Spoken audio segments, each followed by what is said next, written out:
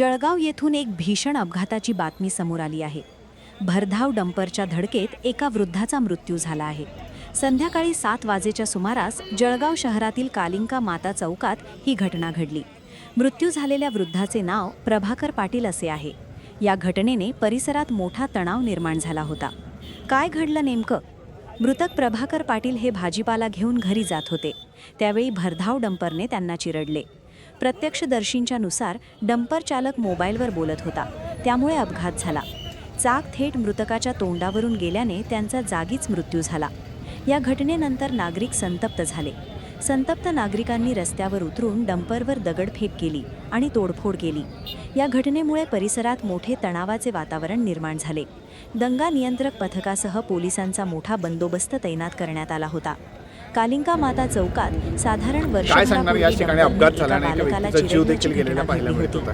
त्यामुळे येथे अद्ययावत सिग्नल व्यवस्था सुरू करावी, तसेच 24 तास वाहतूक पोलिसांची नेमणूक करावी अशी मागणी नागरिकांनी केली आहे। तर दुसरीकडे भाजप आमदारांनी सरकारला खर्च आहेर दिला असून प्रशासनावर हप्ते चालवतात आणि त्या धावपळीमध्ये मला हे निष्कर्ष आलेलं आहे, कारण बऱ्याच वेळेला जो 70% डंपरचेच ॲक्सिडेंट होताना दिसत आहेत आणि मला वाटतं पोलिसांनी त्यांच्यावरती कारवाई करणं गरजेचं आहे।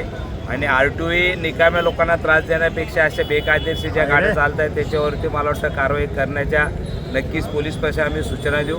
सिग्नल बंद होते, महापालिकेच्या अधिकाऱ्याशी बोललेलो आहे की आपण सुद्धा रोज संध्याकाळी सिग्नल चेक केले गेले पाहिजे, कुठले सिग्नल बंद असतील। भविष्यात मला वाटतं सिग्नल चालू असते तर कदाचित त्याचा जीव वाचू शकला असता। अशा बऱ्याच त्रुटी राहिल्यामुळे नक्कीच उद्या आयुक्ताची भेट घेऊन त्यांना सुद्धा त्याच्या सूचना दिल्या जातील। कॅमेराही बंद असल्याचे तक्रार नागरिकांनी केलेली आहे। ते पोलीस प्रशासन आता सांगितलेलं आहे त्यांनी की बुवा, आणि जर या बाजूने जिथे स्पीड ब्रेकर टाकण्यासारखा असेल की जिथून येणारे असतील तिथे सुद्धा स्पीड ब्रेकर आपण महापालिकेने मागवलेले आहे। स्पीड ब्रेकर आले का त्याला लावून देते स्पीड ब्रेकर। एकंदरीत बघायला गेलं तर नागरिक हे रोड टॅक्स करतात, नागरिक आता रस्त्यावर देखील सुरक्षित नाही। विचार कधी करायला गेला तर वाहनांचं मोठ्या प्रमाणे या ठिकाणी होतं आणि महापालिका असो पोलीस प्रशासन असो लोकांचा जीव देखील सुरक्षित नाही। नागरिकांमध्ये मोठं भीतीचं वातावरण आहे। एकंदरीत यंत्रणा बघायला गेल्या RTO पोलीस महापालिका तिघं एकत्र पडीमध्ये पाहायला मिळतात आहे।